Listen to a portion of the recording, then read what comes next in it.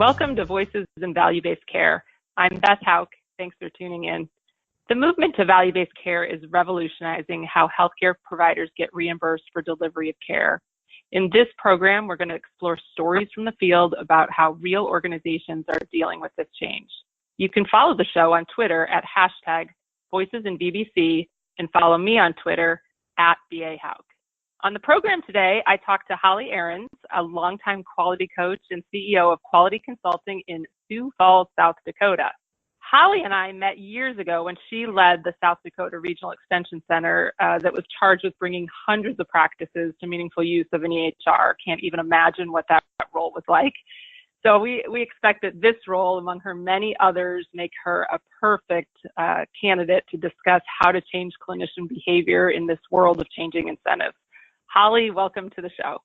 Thanks, Beth. I'm glad to be here. Well, Holly, let's dive in. And although I gave a tiny bit of your intro, why don't you tell me a little bit about, or tell our audience a little bit about your background, your role at Quality Consulting, and then other roles that you've had.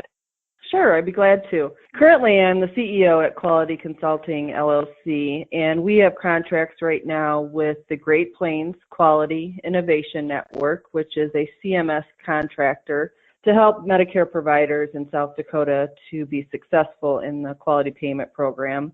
Also, we are working with the state of South Dakota to help their electronic lab to implement a user-facing wizard for forensics and medical and environmental labs. And then also working with local hospital, private contracts to work with their quality departments to help them make changes that are needed right now. And I think historically, probably the best way to describe it is I've been a change agent in South Dakota, working on statewide initiatives with EHR adoption, HIE development, and interoperability. Well, I'm betting all of the regulations have kept you quite busy. So first you had meaningful use that of course keeps you busy, and now this trend to value-based care where there's even that many more initiatives that people are needing to move levers on are going to continue to have many people that are going to require your services. Absolutely, I hope so. So you've been working with these organizations for years, and I know that you gave an overview of some of the places that you're working with right now.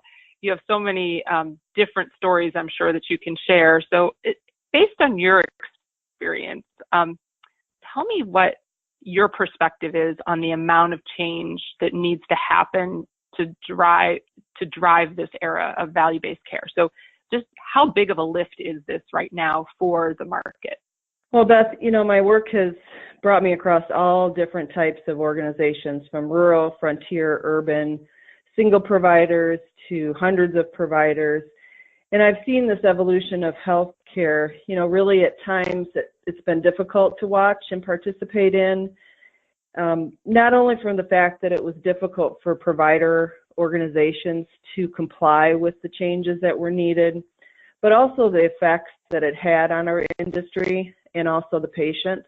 But now, I'm seeing that there may be a light at the end of the tunnel here, and I'm hoping that although we've made a big paradigm shift in terms of business model for healthcare, there may be some change in patient-provider relationships, patient focus on health, their own health.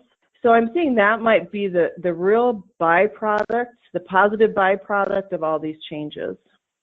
That's really, it's interesting. I was talking to somebody just the other day about the myriad of patient-based applications, apps that people can download now to help manage their care. And it's not to say that people weren't vested in managing their own care, but not only is it an imperative, but also now there are tools out there for patients to play a larger role in doing so. Yeah, I agree. I love seeing all that. Yeah, it's fun. So when you think about, based on what you just said too, and about your light at the end of the tunnel, what sort of new metrics do you think organizations are going to be needing to focus on? So as this shift happens, as the trend moves towards patients playing a larger role or the level of the patient-physician relationship changing, what are some of the new metrics that people are going to need to focus on, or will they?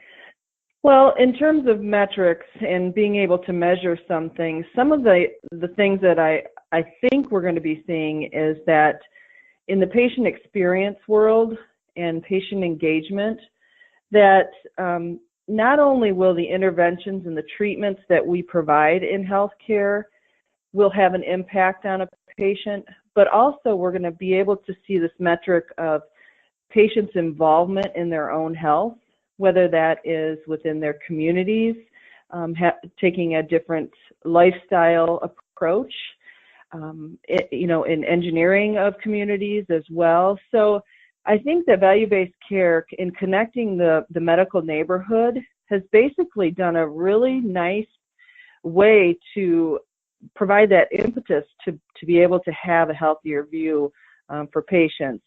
And then the other piece of it is for providers to no longer view their business as, just a business, but really have a connection to patients in terms of their health and the impact that their treatments and interventions have on a patient. So it's really connecting people again, I think, to the point. I look back, and especially here in rural South Dakota, you hear stories of the doctor that used to visit the house and, that would come out and would, barter for services. And those stories are so exciting to hear because I think we might be tipping back to where there is this better relationship with patients and providers. And to me, that's the exciting part of all this. The audience can't see us smiling necessarily, but I think that all of that is really quite interesting. And so when you were just talking about that, one of the things that crossed my mind is part of what makes you unique is about your experiences is the fact that you've worked with large, small, rural, urban. Like you're really in South Dakota, really hitting all of those different audiences. What you just described, though, kind of transcends that. Am I right in kind of making that conclusion? I mean, do you think that some of the principles you're bringing up are ones that can apply no matter what the size of the organization? Yeah, and that is the benefit of having worked with different size organizations in different locations, from metropolitan areas to frontier areas. The commonality that I have seen through all of these organizations is that really if leadership is providing a clear vision of what change is going to look like for the organization, it's regardless of the size, that as long as you can articulate that vision of, this is the mindset that we're going to have, the attitude towards the change, that transcends all types and, different specialties, different sizes of organizations, and really is the one thing that makes the difference with these initiatives. When you picture that physician leader, that really successful one in the many organizations that you've worked with, what are the characteristics of that physician leader, or what do they do that makes what they're doing so effective? Well, some of the things that I've seen that makes those people be successful and kind of the traits is that they understand that healthcare now is really a level playing field in terms of partners on the care team, that everyone does have, a piece of the puzzle to provide to ensure that the patient, as a team member too, is getting the best care and the best outcomes. So this person would understand that.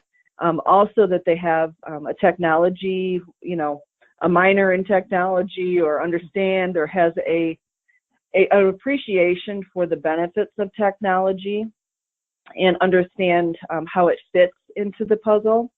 And also that they have a sense of awareness of what it is that they are trying to accomplish. So when I say that, I mean that they are, trying to get positive outcomes, but they understand it is not just health interventions or, the care that they provide is the only thing that moves that needle. So it's just an awareness of the entire spectrum of healthcare And so I think those three things are things that I have seen in very successful physician leaders.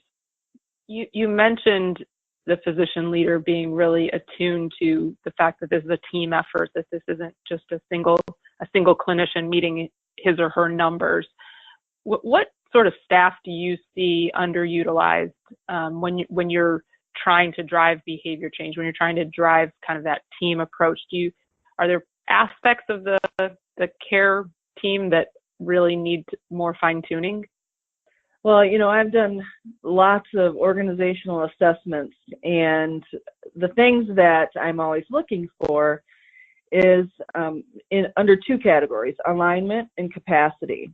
And when I'm looking at alignment, I'm always looking at leadership alignment and culture and everything like that. And usually I find that those that are in the position that have a director or a manager, those types of things, they're not actually the opinion leaders of a department or of a floor or anything. So really getting to know the people that are in the departments and who are the true opinion leaders, and trying to attach, the project or the initiative to the value system of those opinion leaders has been the thing that, you may think, well, this coder is not the leader of this department, but they have real influence. So finding those people is really important. I think that is sometimes not always teased out when we're looking at programs and messaging for campaigns within our own organizations. But I think the one resource that healthcare has tiptoed around, stepped around, just dipped our toes in has been the patient. Mm-hmm. And, if it has been seen that when patients are giving real power and influence and are included, big changes happen. People really listen and understand how it is to be a patient, what it looks like to be a patient, how it feels to be a patient. Makes really good sense and consistent with some of the other things that you were talking about. One of the things that comes up a lot when I'm dealing with my customers is the age-old question of how much does the clinician need to know in order to do the right thing or to have the right behavior, whether it be with the patient or in their interaction with the EHR or with their other staff. So how much do they need to know about the details of the program in order to have the right behavior? What's your opinion on that? How much information do they need to know about how they're getting paid, about what's going on kind of the financial side in order to comply with those program requirements? Well, I think that answer depends on the type of organization, size of organization, and basically the relationship that has been established with the organization itself and the providers.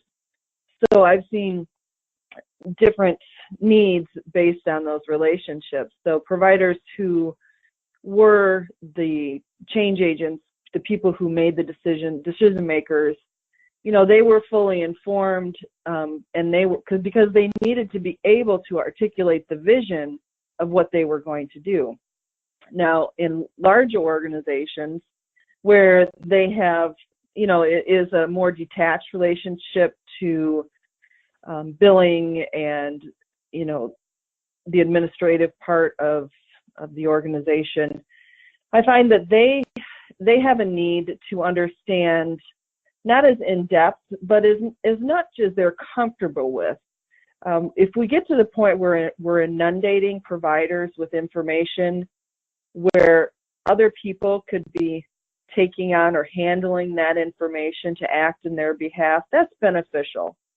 We want to make sure that providers are not being overloaded with information. We already we put enough on them in terms of caring for patients and the stress of their job. So I find it's different with every organization and the relationships that they have with their providers. Makes sense.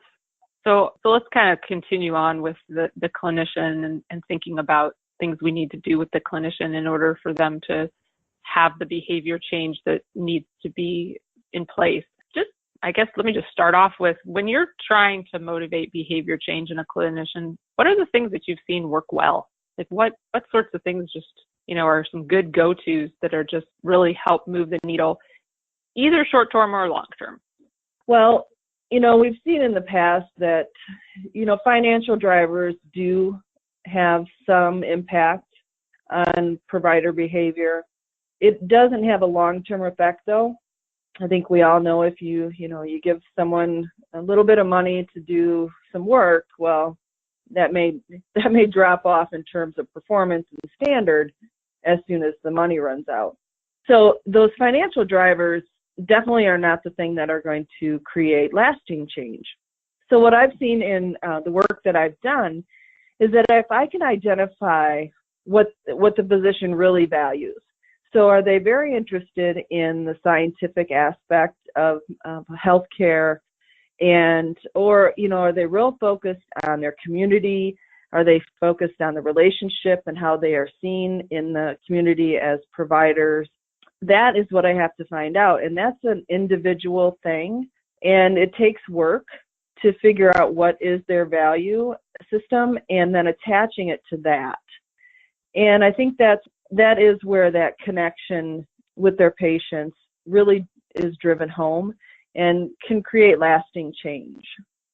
Do you find that intuitively, I would say, it would be easier to sell a physician on the idea of a metric to improve quality, although it's telling them how to care, and they might not like that part of it, versus another kind of metric when you're trying to reduce utilization of something? Do you find that to be the case? Intuitively, it would tell me that would be the case, but what kinds of metrics or what kind of goals are easier to gain consensus on than others?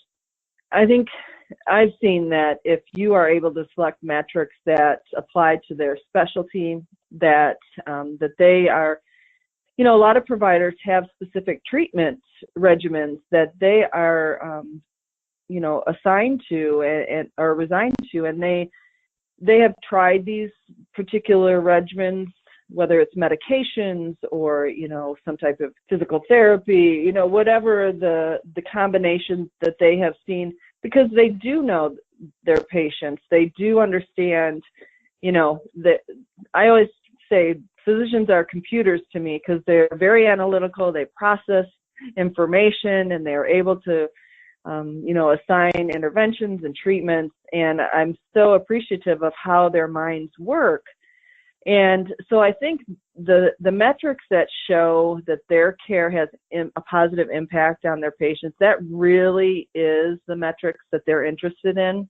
So whenever I go into practices, I will, we may be focusing on primary care measures that we're submitting for program participation, but I always make sure that we let the providers look at the list of measures that are available to them and say, but what are you interested in seeing? Tell me about who your patients are. Let's pick some measures that you're interested in, want to see if your treatment plans or your medication or whatever regime you have, regimen you have available that you're using is having an impact. So I see the sparkle in their eye then when they say, oh, I get to pick a measure. So that really creates some good buy-in, and then continues the conversation when we're doing monitoring and giving feedback. And they say, okay, well, then the next questions start because they're very analytical. I feel like they're always doing research studies in their heads. And as a clinical researcher, I get it. Okay, what's the hypothesis here? And what are we trying to get to? So I see them start formulating. And so, okay, well, let's look at some other measures and let's put the data a couple different ways. This really creates buy-in because it's something that's important to them.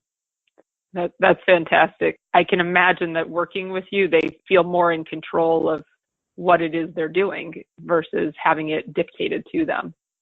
And that's what one of the philosophies of my work is that, yes, we are going to comply with regulations and participation requirements to be paid by a federal agency or a state agency, but we're going to do it in a way that is good for you as well as a physician organization, that this is not I've always thought that people thought quality was a watchdog or big brother, but really it's an education department, or, this is something that we learn together and try and make positive outcomes out of something that they may feel is, we have to do this. I think that it's a change in the way that quality has been looked at in the past. I think you've illustrated some of the, I wouldn't call them traditional necessarily, but some of the ways that you've really, engaged with clinicians to meet, I say, a government program, and used what you needed to get past that. But you and I also talked about you having your aha moment about new ways to gain physician engagement. And you touched on them as we've been talking. You've brought up the patients a number of times. And I want you to tell the audience a little bit more about that aha moment and what you realized about the old way of organizational change in a healthcare setting, and what was working about it and what wasn't, and how that all came to be. Yeah, absolutely. I think those in your audience that have that entrepreneurial spirit and always, working on their visions and ideas will get this, that, January of this year, I've been in healthcare since 1992. And through that entire time, it's always been in a capacity of being a person who drives change. So January of this year, as I looked back, I was having a real struggle with myself of what my work was accomplishing in terms of changing behaviors of providers and patients. And that was a 3-month struggle I had. And I went and had coffee with a friend and just said, what are you doing? And I hadn't seen him probably a year. And he said, well, I'm doing some videography. I said, okay, so you're doing weddings and bar mitzvahs and all that good stuff? And he said, no, I'm doing something called emotional branding.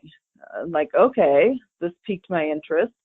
And he described something to me that absolutely turned on light bulbs, the hallelujah moment where the angels come and the sky is open. And I thought, oh my goodness, this is kind of what I've been rolling around in my head. And it was taking patient stories and bringing them to the providers and the boardrooms and to learning venues and improvement activities. And these stories, what we kind of have, come up with is stories that aren't organization specific, but uniquely human stories that show a person's perspective across the entire spectrum of care. And this is something that we don't get very often in healthcare, that we get to see from someone else's eyes what it is to experience the entire continuum of care.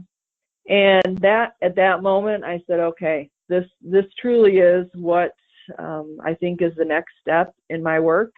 And I've been excited about it ever since, from day one. We've moved forward quickly. We have, we've got a proof of concept of it. We've got some stories out there, and we've already got a few interests. And, the state of South Dakota in their cardiac program has included this into a grant application with the CDC. They're very excited about it, to be able to have stories that they can use not only for provider buy-in and education, but also for patient education as well. I think what piqued my interest when you and I were talking about this, because it's such a unique way of thinking about driving provider behavior change, is we're always struggling with the why. The physicians always go, well, why do I have to do that metric? And you can tell them, say, it's good medicine to do that metric. It's good medicine to do med reconciliation, or it's good medicine to hit the targets on your flu vaccine, right? But a patient story that describes an outcome because those courses of care were followed has a completely different impact. And I think that's what, when you were describing these patient stories, that's what kind of my aha moment that clicked related to what you were talking about, made so much sense. Is like, how do you connect somebody to, or how do you connect those clinicians to what it is they're doing bedside that will help really change that patient's, life or at least certainly outcome? Yeah, agreed. Storytelling is really how we make sense of our world. So if we want to make sense of the healthcare world and understand how to make changes, storytelling is the one thing that will help accomplish that. Now, for organizations, this is really about humanizing the work and being able to connect with the recipients of care. This is compelling stuff, and I've done some research on it. I've gotten a lot of input and have been able to look at some studies that they've done on using patient stories in other countries. And, this is, I think Don Berwick had a quote, and, I do love me some Don Berwick. So I will give it to your audience. So there you go. Don Berwick in 2006 said, "The value of storytelling in healthcare is immense and virtually untapped. If we don't preserve the richness of narrative, we will fail to connect to our patients' deepest experiences and to our own." And I love that. I keep it so I can look back at it and ensure that, I know the work that I'm doing is about connecting experiences and making sure that the two components or factors in healthcare, which is the staff and the patient, that they are connecting, that we're not doing healthcare in a vacuum, and we're not expecting patients to be in a vacuum either. So really connecting them and ensuring that they know how the other one feels. In what we're calling our stories is not just patient stories, provider stories as well. Well, Holly, that is a great place for us to actually wrap up, because I think leaving on a Don Berwick quote, as well as just some nice parting words about remembering how compelling storytelling can be to changing behavior and gaining buy-in, I think is really key, and really, really key in this value-based care world where there's so much change that is going to be expected of so many different areas of the healthcare ecosystem. So storytelling, can't wait to actually talk to you again when you're, have 50 of these stories out there and I get to hear more about the outcome of them. So thank you again for being on. Well, thank you, Beth. I appreciate you. And if we can come back and talk to you again about our stories, we would love to do that. Thanks so much. Thank you, Holly, and thanks to our audience for tuning in. You can hear more about the show on the programs page on healthcarenowradio.com and lend your voice to the conversation on Twitter at #VoicesInBBC. And be sure to follow me on Twitter at BA Houck. I'm Beth Houck, bringing you the voices in value-based care you should hear. Until next time, have a great week.